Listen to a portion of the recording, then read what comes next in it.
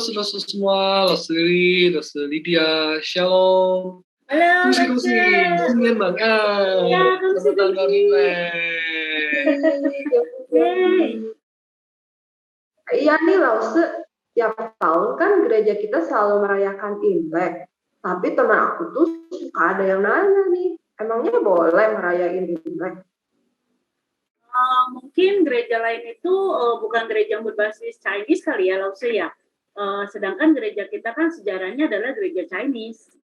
Itu kali ya. Mungkin bisa seperti itu Lause, karena memang di Hockington kan gerejanya berbasis orang-orang suku Tionghoa ya.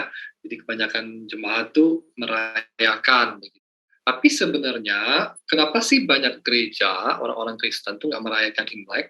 Karena juga bukan hanya alasannya karena gerejanya bukan gereja Chinese, tetapi sebenarnya ya di hari raya Imlek ada elemen-elemen di dalam perayaan itu yang sebenarnya dulunya tuh ya dari sejarahnya itu memiliki hal-hal yang bersifat mistik gitu sebenarnya, ya, hal-hal yang tidak sejalan dengan firman Tuhan. Ya, nah saya cerita sedikit ya mengenai sejarah Imlek nih supaya kita sama-sama ngerti apa sih tadi yang berkaitan dengan hal mistik itu. Nah Imlek itu sendiri ya tahun baru China itu sebenarnya ya dirayakannya udah lama banget tuh masa-masa ya kurang lebih udah 3.500 tahun yang lalu gitu. Tepatnya itu pada zaman dinasti Shang ya pada 1600 sampai 1046 sebelum Masehi dikatakan. Jadi udah lama banget dirayakan pada waktu itu. Tapi memang perayaannya belum seperti sekarang ini. Pada waktu itu masih sangat sederhana. Nah, di zaman itu orang-orang itu suka mengadakan upacara pengorbanan ya kepada berhala, kepada dewa-dewanya dan juga kepada leluhur mereka, nenek moyang mereka. Begitu. Mereka suka kasih kayak persembahan-persembahan, korban-korban gitu ya. Kalau kita hari ini mungkin lihat seperti makanan-makanan yang dipersembahkan kepada dewa-dewa atau juga kepada leluhur untuk menghormati. Nah, ritual itulah yang pada mulanya itu menjadi elemen-elemen perayaan dari tahun baru Imlek begitu ya. Nah, selain itu ada juga nih ya perayaan Imleknya berkembang ya.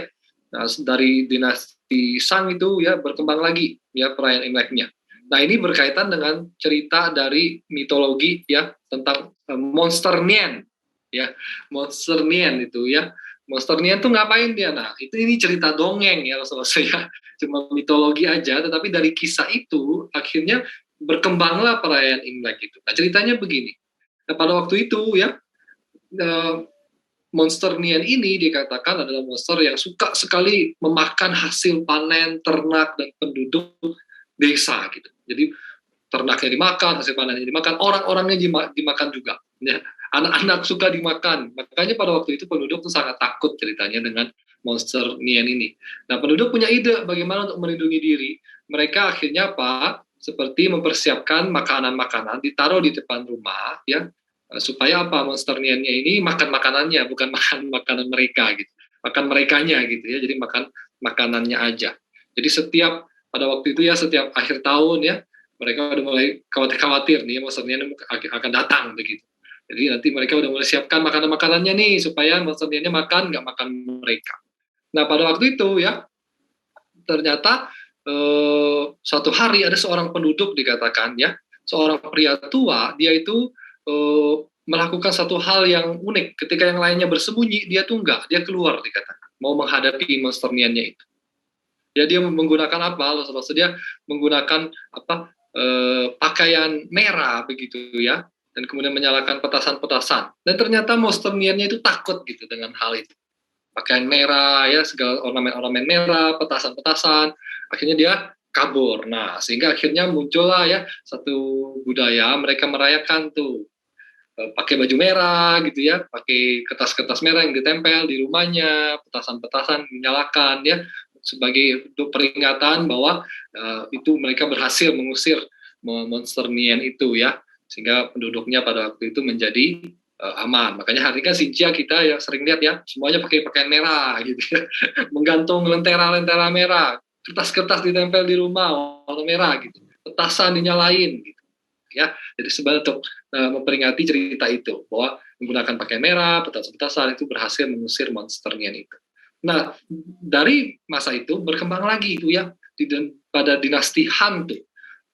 Kurang lebih tahunnya tuh 202 sebelum Masehi sampai 220 sebelum Masehi. Nah, perayaan Imleknya kan makin berkembang ya. Dari yang tadinya hanya penyembahan kepada dewa dan berhala, kemudian hanya membangun sebuah tradisi dari cerita mitologi gitu ya. Kemudian mereka makin populer kan, dijadikanlah sebuah upacara negara gitu yang besar ya, dirayakan besar-besaran. Kan perayaan Imlek itu adalah satu perayaan terbesar bagi orang Tionghoa pada saat ini ya. Di China itu kan dirayakan besar-besaran. Nah, pada masa dinasti Han itu hari rayanya itu ditetapkan, ada tanggalnya gitu. Tahun baru China itu mulai masuk di dalam sebuah kalender ya, kalender mereka yang beda sama kalender Masehi ya. Kalau kita kan perayaan tahun barunya 1 Januari. Nah, tahun baru China itu bisa berubah-berubah tergantung kalender lunar ya, lunar Tiongkok gitu. Nah, saya nggak jelaskan itu karena nanti kita pada bingung semua ya. Intinya beda kalendernya. Nah, setelah itu, setelah mulai ditetapkan jadi sebuah perayaan publik ya, perayaan nasional bahkan, nah terus berkembang lagi nih. Ya, berkembangnya di era mana? Dinasti Wei dan Jin dikatakan di tahun 220 dan 420 Masehi. Ritual-ritualnya, elemen-elemennya terus bertambah ya. Ada pengorbanan terhadap leluhur, ya, ada mulai kegiatan-kegiatan membersihkan rumah, ya, ada makan bersama, family reunion gitu ya. Kemudian juga ada berbagi angpau yang anak-anak sukai banget gitu ya. Dulu saya juga masih ingat gitu. Sangat-sangat menantikan ya, sampai acara-acara yang lain. Banyak sekali acara-acaranya ya, sampai hari ini juga kita melihat upacara Imlek itu begitu sangat meriah, banyak sekali elemen-elemennya. Nah, tadi kan saya sudah jelaskan sedikit pada masa-masa awal perkembangannya, ya tradisi ini kan sangat erat kaitannya dengan keagamaan pada waktu itu, ya. Bagaimana mereka menyembah dewa dan juga menyembah leluhur begitu ya. Itu sesuatu yang memang harus kita kritis ya, bahwa itu bertentangan tentunya dengan firman Tuhan ya. Nah, sedangkan bagaimana tradisi-tradisi yang lainnya? Tadi seperti ya pakai baju merah gitu ya, mungkin main petasan, ya, asal jangan petasannya berbahaya gitu. Asal mungkin hias rumah, membersihkan rumah, makan bersama, bagi-bagi angpau, itu kan sesuatu yang memang netral sebenarnya. Tidak terkait dengan keagamaan-keagamaan tertentu. Meskipun kadang-kadang mereka gunakan itu untuk menggambarkan filosofi mereka, tetapi itu sebenarnya sesuatu yang netral. Selain tadi yang jelas saya itu adalah penyembahan berhala dan penyembahan kepada leluhur. Nah ya, jadi tradisi tahun baru, tradisi Imlek itu sebenarnya sesuatu yang boleh-boleh aja, ya. Tetapi kita benar-benar harus memilah mana sih yang melanggar firman Tuhan jelas dan hal-hal yang sebenarnya sifatnya netral, begitu. Ya, gitu loh. Oh gitu, Lause. Jadi tradisi menghormati orang tua, makan bersama, kumpul-kumpul. Jadi itu tuh sebenarnya baik ya, Lause ya. Bagi-bagi angpau. Ya. Tapi sekarang kan musim pandemi nih, Lause. Nah, kalau kumpul-kumpulnya virtual, bisa juga ya. Harus Pasti tetap dong. profit ya. Iya, betul ya. Betul sekali nih masa pandemi kayak gini nih, aduh sangat riskan. Oh ya, sekali mau tanya juga deh, maksudnya jadi yang nggak boleh dilakukan pada waktu Imlek itu apa ya? Kalau menurut saya ada dua yang utama ya. Yang pertama itu penyembahan kepada dewa-dewa, sama persembahan-persembahan, penyembahan-penyembahan kepada leluhur. Kenapa nggak boleh? Karena itu sudah jelas-jelas against God's will, against God's words, secara eksplisit ya. Firman Tuhan kan jelas ya, kita kan beberapa tahun yang lalu kan kita bahas seri 10 hukum Tuhan. Dan hukum yang pertama tuh kan itu tentang penyembahan kepada berhala di Keluaran 20 ya. Ayat 3 sampai 6 kan jangan ada Allah lain di hadapanku gitu ya. Jangan membuat patung, jangan sujud menyembahnya. Jadi ketika kita menyembah yang lain selain daripada Tuhan, daripada Allah Yahweh, itu adalah penyembahan berhala. Nah, kalau budaya pada waktu itu keagamaan Tiongkok itu kan jelas penyembahannya kepada dewa-dewa. Banyak begitu. Bukan hanya satu Allah yang Esa ya, tapi banyak Allah. Dewa langit lah, dewa bumi lah, dewa ini, sampai jet gitu ya. Karena polytheism. Jelas itu penyembahan berhala. Yang kedua, penyembahan kepada leluhur, pengorbanan kepada leluhur. Nah, boleh nggak sih kita orang Kristen menghormati leluhur? Harus. Bahkan leluhur-leluhur kita yang sudah tiada misalnya di dunia ini. Boleh nggak kita menghormati mereka? Boleh. Dengan cara apa? Bukan kasih makan begitu ya, tapi dengan cara apa? Menjaga nama baik mereka. Menceritakan bagaimana mereka hidup dengan teladan-teladan mereka. Begitu. Itu menghormati mereka. Kita sebagai keturunan-keturunan yang terkini itu hidup mengikuti jejak yang ditinggalkan oleh leluhur kita, hal-hal yang baik. Itu menghormati. Tetapi bukan dengan apa? Dengan seolah-olah mereka tuh sebenarnya masih ada gitu. Nah, penyembahan kepada leluhur, pengorbanan kepada leluhur itu kan kalau di dalam pengajaran pada waktu itu kan dianggap mereka itu seperti masih hidup gitu, masih ada ya, cuma tinggal di sebuah alam yang berbeda begitu ya, dan mereka masih ada kaitannya dengan keluarganya di dunia, masih bisa ya setiap tahun nanti dikasih bekal gitu ya buat mereka, dikasih uang jajan supaya mereka bisa menikmati hidupnya di alam baka begitu dikatakan. Bahkan dikatakan ya mereka seolah-olah bisa memberkati gitu anak-anak cucunya, masa depan anak cucu, nasib anak cucunya tergantung sama leluhurnya yang di alam baka itu gitu. Bahkan dikatakan ya mereka leluhur kita yang ada di alam baka itu menjadi perantara kita kepada Sang Pencipta, kepada Tuhan gitu. Jadi seperti ada kaitannya antara orang yang hidup di dunia dan orang yang sudah mati yang ada di alam baka. Padahal sebenarnya tidak demikian kan, firman Tuhan tidak mengajarkan kita begitu. Dan firman Tuhan itu jelas ya bahwa orang meninggal itu mereka ada di surga, ada di neraka, dan tidak ada kaitannya dengan orang hidup. Ayub 7 misalnya, ayat 9 sampai 10. Di sana dikatakan sebagaimana awan lenyap dan melayang hilang, demikian juga orang yang turun ke dalam dunia orang mati tidak akan muncul kembali ke rumahnya dan tidak dikenal lagi oleh tempat tinggal. Jadi orang yang sudah mati dikatakan itu sebenarnya ya seperti bahasa puitis, nggak kembali lagi ke rumahnya, nggak ada lagi kaitannya sama orang yang hidup dunia ini begitu.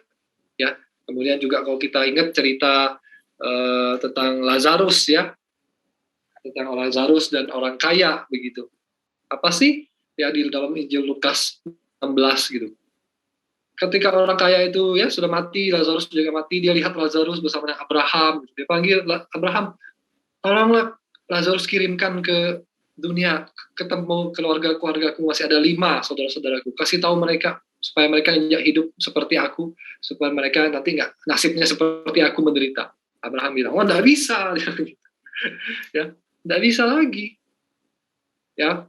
Kesaksian orang hidup ada bagi mereka. Mereka tidak perlu kesaksian dari orang mati. Kesaksian yang hidup bagi orang-orang tentang Kristus, tentang Musa ada di dunia.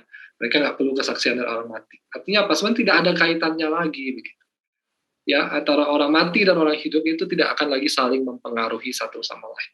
Dan itu yang memang masih sering dirayakan juga, dan kita orang Kristen tidak merayakan itu, tidak melakukan elemen-elemen ritual itu ketika kita celebrate Chinese New Year gitu ya, karena itu jelas bertentangan dengan Alkitab. Nah, hal-hal yang lain itu kan netral, bagi-bagi angpau. Itu kita menunjukkan kasih. Pakaian merah, pakaian kita bagus, ya bukan kita mewah-mewahan enggak ya, tapi kan itu mendatangkan sukacita ketika kita kompakan gitu ya, serumah merah semua, itu juga jadi satu kehangatan yang luar biasa di keluarga. Bersihkan rumah, itu juga satu hal yang baik. Berbagi kepada orang-orang yang datang ke tempat kita gitu ya. Nah, itu semua hal-hal yang sebenarnya kita bisa lakukan. Gitu lah Ustaz. Iya. Satu lagi nih Ustaz, aku mau tanya. Aku tuh kan paling suka tuh lihat barongsai. Habisnya lucu sih. Bener nggak Ustaz Lili? Iya, lucu sekali. Iya betul sekali. Terus para pemain barongsai itu lincah banget gitu kakinya, tangannya, wow, mereka tuh kompak sekali ya. Kalau nggak kompak mungkin bisa ada yang jatuh kali ya. Nah, aku mau tanya nih loh, seandainya anak-anak itu tertarik ya, mereka ingin berlatih barongsai dance gitu ya. Apalagi mereka yang udah kaki sama tangannya udah lincah nih karena udah jago main wushu misalnya gitu ya. Nah terus mereka ingin nih coba-coba gitu ingin latihan barongsai dance gitu. Setahu saya sih itu ada ritual khusus kali ya Lause untuk melakukannya. Itu gimana Lause Dedi? Oke, nah ini saya ganti duduk. Wah, saya jadi kepala barongsai itu. Weh. Nah, iya benar loh, memang ya barongsai itu bukan hanya ngomongin soal art atau sport ya.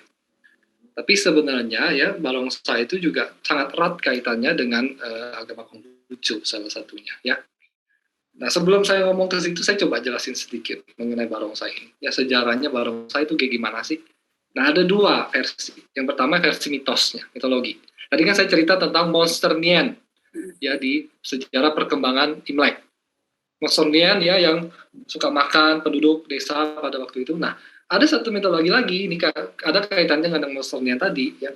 Jadi yang mengalahkan monster Nien itu ternyata bukan seorang pria tua, tetapi dikatakan singa. Ya, singa yang seperti barongsai itu dikatakan ya seperti hewan baiknya mengalahkan monster itu.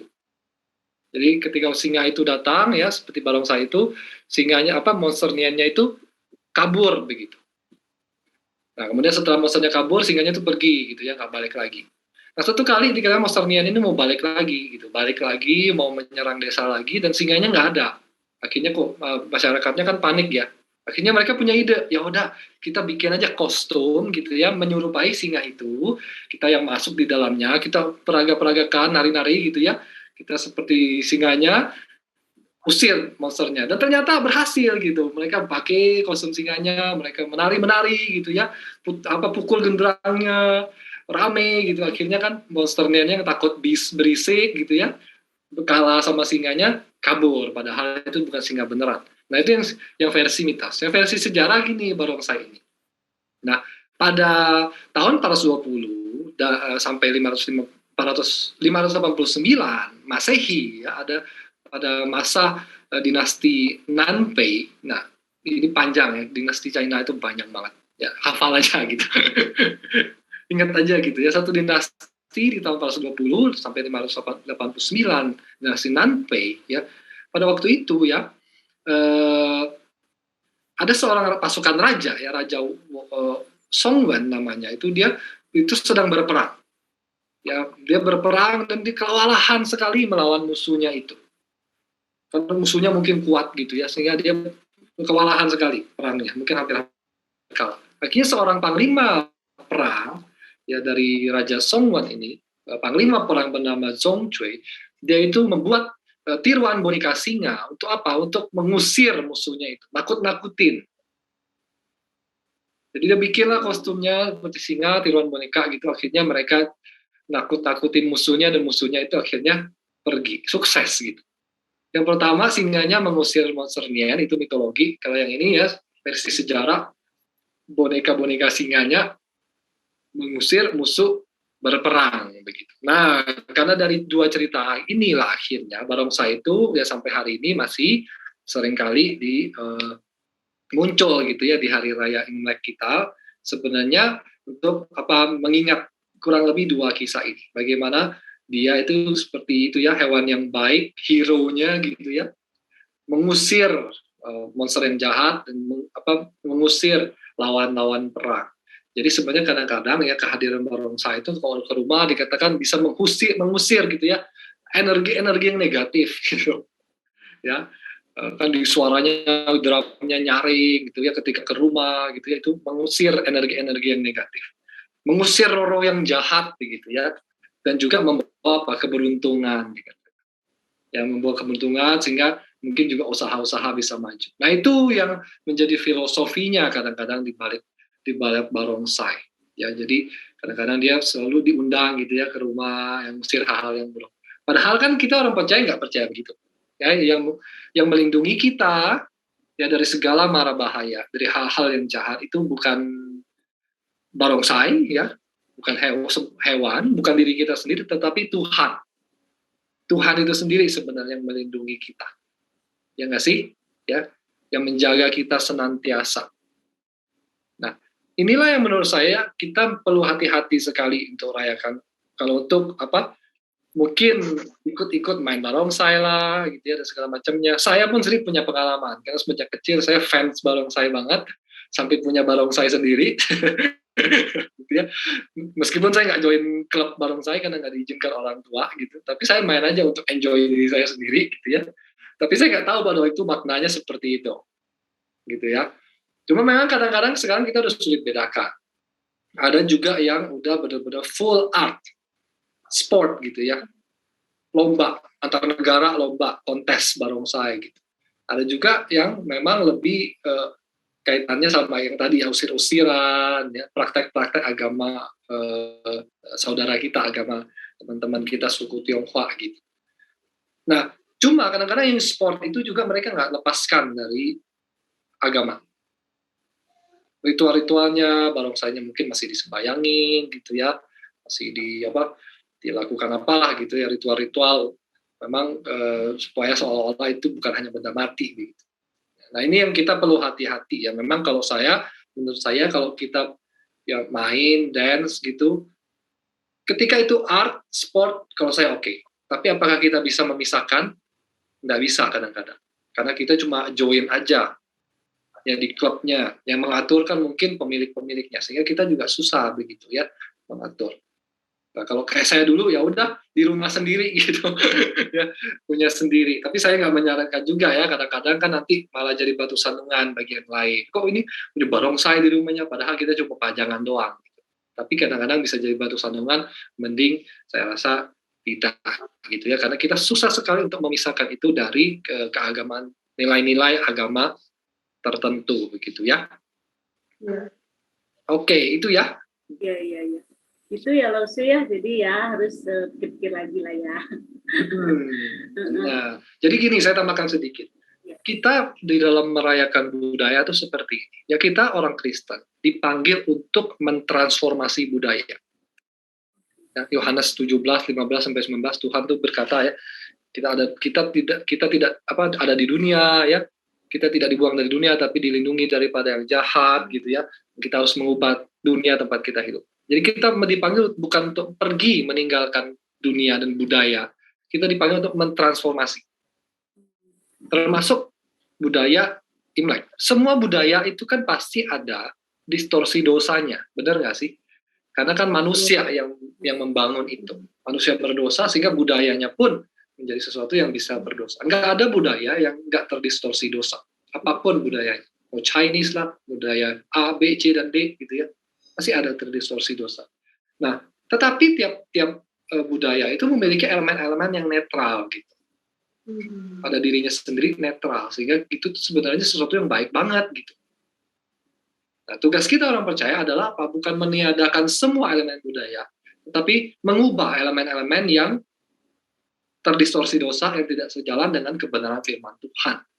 Karena kita dipanggil untuk mengubah dan menunjukkan keunggulan dari nilai-nilai kekristenan. Ya, firman Tuhan itu unggulnya dari mana ketika itu dimasukkan di dalam sebuah praktek-praktek budaya tertentu begitu. Misalnya di dalam Imlek, praktek membagi angpau, ya, praktek membersihkan rumah misalnya begitu ya, pakai baju merah lah dan segala macam, saling mengunjungi, family reunion gitu ya, makan malam keluarga, itu kan sesuatu yang baik. Ya enggak? Sesuatu yang netral, sesuatu yang baik. Dan itu perlu bahkan kita pertahankan, bukan hanya di saat Imlek. Bahkan selain Imlek pun kita perlu celebrate, karena itu sesuatu yang baik. Tapi ada elemen-elemen yang memang itu tidak sejalan dengan firman Tuhan. Tadi kita ngomong soal penyembahan berhala, penyembahan kepada leluhur, seolah-olah leluhur itu masih ada gitu ya. Masih ada kaitannya dengan kita. Nah, itu kita perlu untuk benar-benar mengkritisi dan mengubahnya. Menanamkan nilai-nilai firman Tuhan terhadap hal itu, bahwa bukan dewa yang kamu sembah, tapi Tuhan, Allah, Kristus, itu yang kamu sembah. Menghormati leluhur boleh nggak? Boleh, bukan beri persembahan kepada mereka, tapi untuk apa? Untuk meneruskan teladan hidup mereka, menceritakan itu kepada anak cucu, sehingga keluarga kita benar-benar bisa menghidupi nilai-nilai yang leluhur kita itu hidupi, gitu ya. Soal perjuangan mereka lah, kebaikan mereka lah, dan seterusnya gitu. Kita bahkan hal-hal yang buruk dari mereka pun kita bisa belajar gitu. Nah, itu cara menghormati menurut saya ya. Gitu. Jadi segala sesuatu itu ya harus untuk kemuliaan Tuhan. Seperti Roma 11 ayat 36. Segala sesuatu dari Dia, oleh Dia, dan kepada Dia, bagi Dialah kemuliaan sampai selama-lamanya. Jadi budaya itu kita lakukan untuk apa? Untuk Tuhan pada akhirnya. Gitu. Ya, I see, Lause. Jadi ya kita juga harus semuanya untuk kemuliaan Tuhan ya. Nah, Lause, ada satu lagi nih Lause yang ngeganjel nih. Ada satu pertanyaan lagi ya. Nih mengenai Chen nih Lause nih. Iya, kan kita itu kan dihimbau untuk memberikan persembahan persepuluhan. Nah, kenapa sih harus kasih dari persembahan persepuluhannya tuh? Kenapa sih harus kita kasih dari angpau yang sudah diterima? Nanti angpaunya berkurang dong. Nah, oke. Tuh banyak angpau tuh Lause. Saya ganti lagi nih filter saya banyak angpau. Nah, ya. Kenapa sih mesti kasih perpuluhan gitu? Kan nanti angpau saya jadi berkurang Lause gitu ya. Nah, anak-anak mesti paham ini ya. Kita sebagai orang-orang percaya, Tuhan itu memberikan semua apa yang kita miliki hari ini bukan hanya untuk kita nikmati sendiri, ya, tetapi untuk bisa menjadi berkat juga bagi orang-orang yang ada di sekitar kita. Nah, kita ngomongin kenapa perpuluhan. Nah, perpuluhan itu adalah perintah yang Tuhan beri. Untuk apa sih? Kalau kita baca di Alkitab, Perjanjian Lama, Ulangan 14, itu salah satu teks firman Tuhan, Ulangan 14 ayat 22 sampai 29. Esensinya, intinya perpuluhan itu untuk apa? Untuk menunjang ya orang-orang yang melayani Tuhan dan orang-orang yang kekurangan. Pada waktu itu orang-orang suku Lewi, mereka tidak mendapat pusaka tanah ketika bangsa Israel masuk ke Kanaan. Karena tugas mereka adalah melayani Bait Allah, melayani umat Tuhan. Jadi mereka hidupnya bagaimana? Kan mereka nggak punya tanah, nggak bisa bercocok tanam, begitu ya. Mereka hidupnya apa? Ditunjang oleh suku-suku yang lain.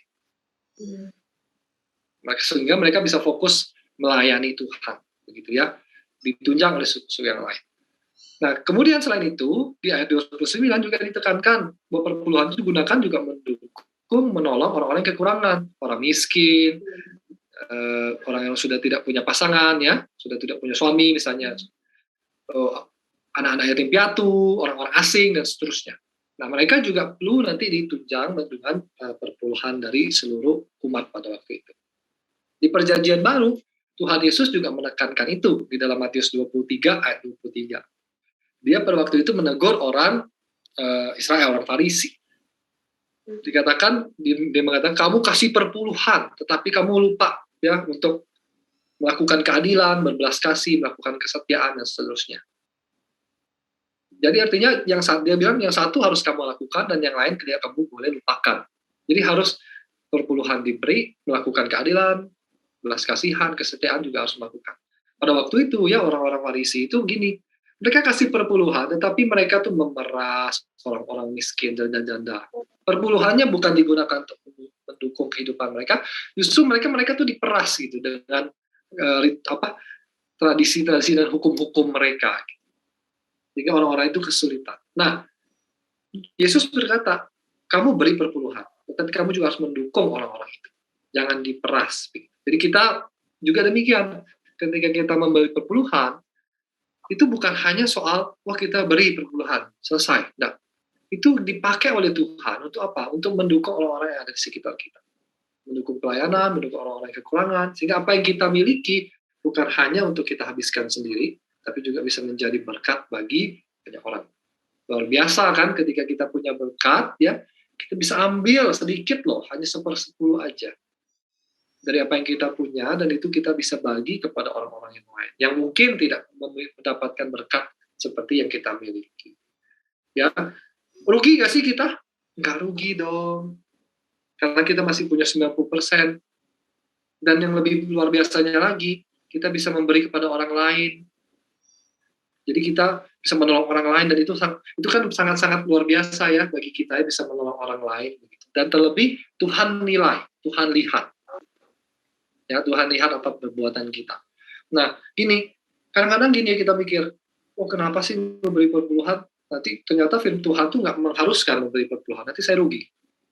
Nah, gini, seandainya perpuluhan itu tidak diharuskan, tidak diwajibkan oleh Tuhan, dan kita memberi, rugi nggak kita? Nggak rugi. Kenapa? Karena kita memberi, dan apa yang kita beri itu dipakai untuk sesuatu yang baik. Nggak rugi gitu sebenarnya. Ya. Tapi seandainya dan itu diwajibkan oleh Tuhan, kita tidak memberi, rugi nggak kita?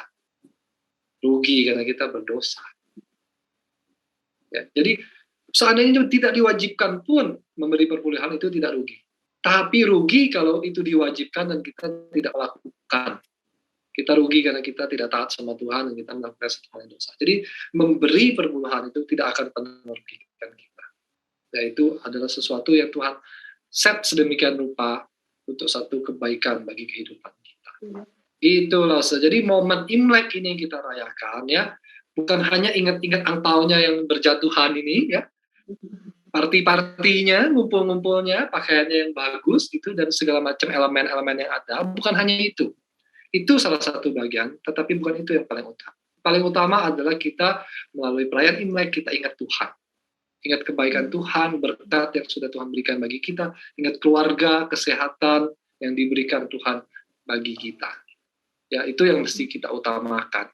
Dan bukan hanya ingat, kita juga beritakan kebaikan Tuhan bagi orang-orang di sekitar kita, bagi siapapun itu. Tuhan itu ada di dalam kehidupan setiap umatnya.